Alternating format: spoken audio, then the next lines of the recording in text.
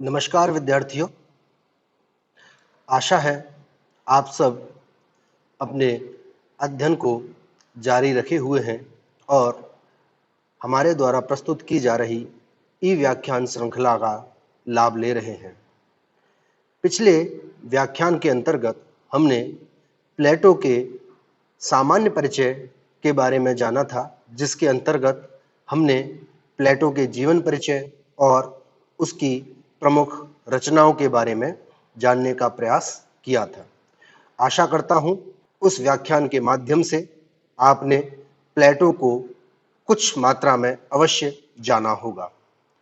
आज हम प्लेटो के एक विशिष्ट सिद्धांत, प्लेटो के आदर्श राज्य के सिद्धांत के बारे में बात करेंगे।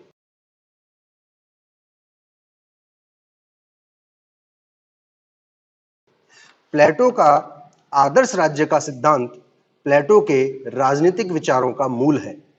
उसके द्वारा प्रतिपादित अन्य सिद्धांत आदर्श राज्य के सिद्धांत के आनुषांगिक या सब्सिडरी विचार हैं। यदि प्लेटो के आदर्श राज्य के सिद्धांत को एक भवन माना जाए तो कहना न होगा कि न्याय सिद्धांत इस भवन की नींव है, तो वहीं प्लेटो के द्वारा प्रतिपादित शिक्षा योजना और उसके साम्यवाद संबंधी विचार इस भवन के स्तंभ हैं। आदर्श राज्य को समझने से पहले हमें आदर्श शब्द के अर्थ को जान लेना आवश्यक है।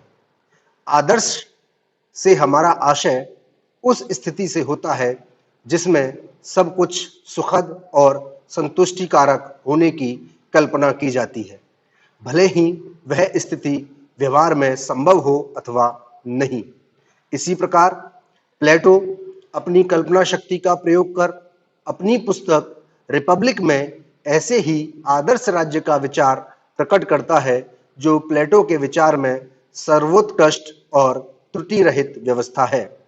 प्लेटो ने आदर्श राज्य के विचार के अंतर्गत संभव होने को प्राथमिकता नहीं दी है, अपितु उसका ध्यान राज्य के चित्रण पर ही केंद्रित रहा।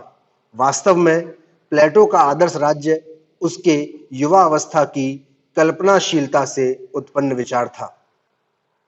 प्लेटो के आदर्श राज्य को जानने से पहले आवश्यक है कि हम प्लेटो के व्यक्ति एवं राज्य के पारस्परिक संबंधों के विचार में अवश्य जानें।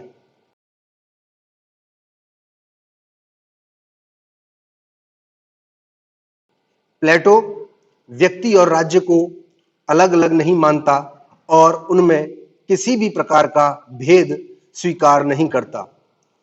प्लेटो व्यक्ति और राज्य को एक दूसरे का पर्यायवाची तक कह देता है। वह लिखता है कि राज्य व्यक्ति के विराट रूप की अभिव्यक्ति है। राज्य की उत्पत्ति के संबंध में तो प्लेटो यहाँ तक घोषणा करता है कि राज्य शहतूत के वृक्षों और चट्टानों से नहीं बनता, अपितु उन व्यक्तियों के चरित्र से निर्मित होता है जो इसमें निवास करते हैं। प्लेटो का विश्वास था कि जो गुण और विशेषताएं व्यक्ति में अल्प मात्रा में पाई जाती हैं, उन्हीं गुणों का राज्य में भी आधिक्य होता है। राज्य का दार्शनिक अर्थ प्रकट करते हुए प्लेटो राज्य को मनुष्य की आत्मा का बाहरी स्वरूप बताता है।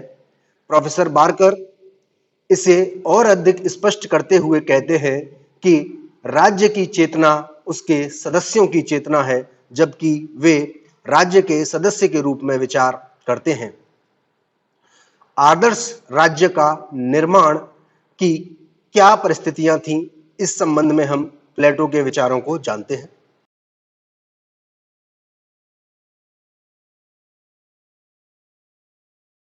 प्लेटो ने मनुष्य की आत्मा में 3 तत्वों की प्रधानता स्वीकार की है, जो हैं विवेक, उत्साह और क्षुधा। इन्हें हम क्रमशः ज्ञान, शौर्य और तृष्णा के रूप में भी जानते हैं। इन्हीं तत्वों की विशेषताओं के आधार पर प्लेटो आदर्श राज्य के निर्माण के 3 चरण बताता है, जिनमें राज्य को उत्पन्न करने में 3 तत्व सहायक होते हैं, जिनसे 3 वर्गों का उदय होता है।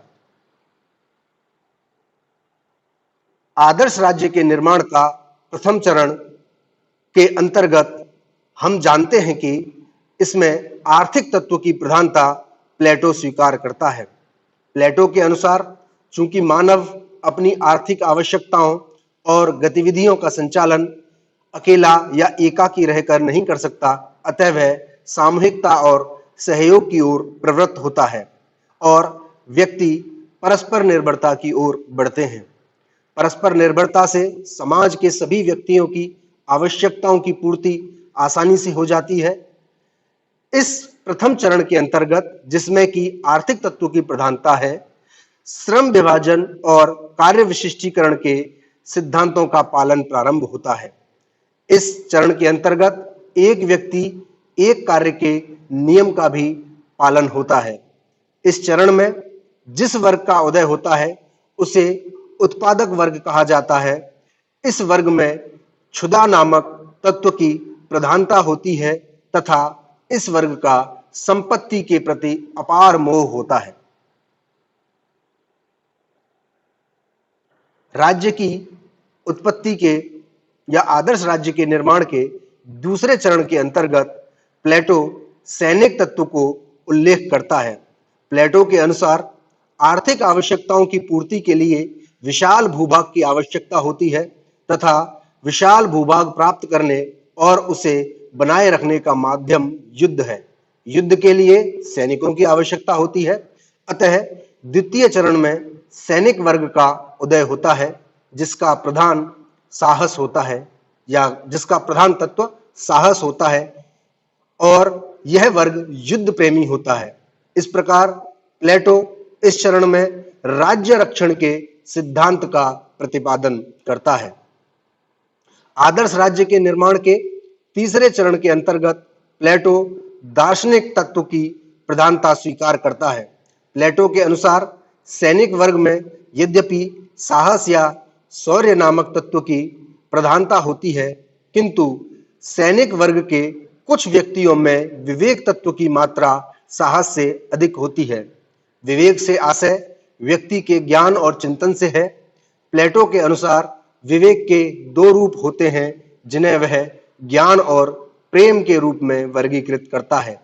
प्लेटो के अनुसार शासक वर्ग में विवेक तत्व की प्रधानता होना अपरिहार्य है, क्योंकि आदर्श राज्य तभी संभव है जबकि राज्य का शासन किसी ज्ञानी एवं निस्वार्थ दार्शनिक द्वारा चलाया जाए। अतः प्लेटो शासन या प्रशासन के संचालन के सिद्धांत के रूप में दार्शनिक शासक की अवधारणा प्रकट करता है और राज्य के उच्च शिखर पर विवेकशील दार्शनिकों को नियुक्त करने का सुझाव देता है। यहाँ यह उल्लेख करना आवश्यक है कि प्लेटो दार्शनिक शासक बनने के लिए केवल सैनिक वर्ग के लोगों को ही या सैनिक वर्ग के व्यक्तियों को ही अनुमत करता है। उत्पादक वर्ग के व्यक्तियों को वह शासक या दार्शनिक शासक बनने की अनुमति प्रदान नहीं करता है। अब हम बात करते हैं प्लेटो के आदर्श राज्य के सिद्धांत की आलोचना के बारे में। चूंकि जैसा कि हमने पूर्व में जाना था, प्लेटो का आदर्श राज्य का सिद्धांत कल्पनाशीलता की उड़ान था, जिसमें व्यवहारिकता का अंश बहुत कम या नगण्य था। प्लेटो के आदर्श राज्य की आलोचना के अनेक आधार हैं, जिनमें प्रथम है कि आदर्श राज्य एक स्वप्निल संसार है। प्लेटो के आदर्श राज्य की इस आधार पर आलोचना की जाती है कि यह एक स्वप्निल संसार है और जिसमें अव्यावहारिकता कूट-कूट कर भरी है। इसे बादलों में स्थित नगर की संज्ञा दी गई है, जिसका आशय है बेसिर पैर की बात। इसे संध्याकालीन तंतु भी कहा गया है, जिसका आशय है असंभव। अतः यहां हम जान सकते हैं कि प्लेटो का आदर्श राज्य एक कल्पनाशीलता और स्वप्न के से अधिक कुछ नहीं है। प्लेटो के आदर्श राज्य की दूसरी आलोचना इस आधार पर होती है कि यह वैयक्तिक स्वतंत्रता का निषेध करता है। प्लेटो का आदर्श राज्य व्यक्तियों को आवश्यक स्वतंत्रता प्रदान नहीं करता है। यह आदर्श राज्य इतना अधिक नियंत्रणकारी है कि इसमें सभी व्यक्तियों की सभी प्रवृत्तियों का विकास संभव नहीं है। प्लेटो के आदर्श राज्य को यदि हम सर्वाधिकारवादी राज्य कहें तो कोई अतिशयोक्ति नहीं होगी। आदर्श राज्य की आलोचना के संबंध में एक अन्य प्रमुख बिंदु है कि यह उत्पादक वर्ग की उपेक्षा करता है। प्लेटो के आदर्श राज्य की आलोचना का एक प्रमुख आधार यह है कि इसमें उत्पादक वर्ग की उपेक्षा की गई है। वह अन्य दोनों वर्गों के समान इसके लिए यानी कि उत्पादक वर्ग के लिए न तो विशेष शिक्षा की व्यवस्था करता है और न ही सामाजिक ढांचे में उनको महत्वपूर्ण स्थिति प्रदान करता है। आदर्श राज्य की आलोचना इस आधार पर की जाती है कि यह शासक वर्ग की निरंकुश सत्ता स्थापित करता है। प्लेटो के आदर्श राज्य में कानूनों और नियमों का पूर्ण अभाव है और इसमें दार्शनिकों को निरंकुश सत्ता सौंप दी गई है जिसे किसी भी प्रकार से उचित नहीं कहा जा सकता। इन दार्शनिक शासकों को भले ही शिक्षा द्वारा कितना ही विवेकशील, ज्ञानी और वीतरागी क्यों न बना दिया जाए, अनियंत्रित शक्ति पा लेने पर इनमें मानवीय स्वभाव के दोषों का आ जाना स्वाभाविक है। आदर्श राज्य की आलोचना इस आधार पर भी की जाती है कि यह कानून की उपेक्षा करता है। आदर्श राज्य में प्लेटो कानून को कोई स्थान नहीं देता और इसी कारण से आदर्श राज्य को एक अनियंत्रित और सर्वाधिकारवादी राज्य के रूप में परिवर्तित होने में देर नहीं लगती। आदर्श राज्य की एक आलोचना हम इस आधार पर भी करते हैं कि यह व्यक्ति और राज्य की समानता के अत्यधिक महत्व प्रदान करते हुए अपना आधार स्थापित करता है। प्लेटो अपने आदर्श राज्य के सिद्धांत के अंतर्गत व्यक्ति एवं राज्य में अतिशय समानता स्थापित करने का प्रयास करता है, जबकि व्यक्ति और राज्य में प्लेटो द्वारा प्रतिपादित समानता का दर्शन संभव नहीं। विद्यार्थियों, इस व्याख्यान के अंतर्गत हमने प्लेटो के आदर्श राज्य के सिद्धांत को समझने का प्रयास किया है। अगले व्याख्यान के अंतर्गत हम पुनः आपके लिए प्लेटो के अन्य सिद्धांतों जैसे प्लेटो का न्याय सिद्धांत, प्लेटो की शिक्षा योजना, प्लेटो का साम्यवादी सिद्धांत के संबंध में भी आगे व्याख्यान श्रृंखला के अंतर्गत अन्य वीडियो लेकर के उपलब्ध होंगे। तब तक के लिए सतर्क रहिए और अध्ययन के साथ बने रहिए। अच्छी पुस्तकों का अध्ययन करें और आवश्यक होने पर आप अपने शिक्षक संपर्क कर सकते हैं। तब तक के लिए धन्यवाद।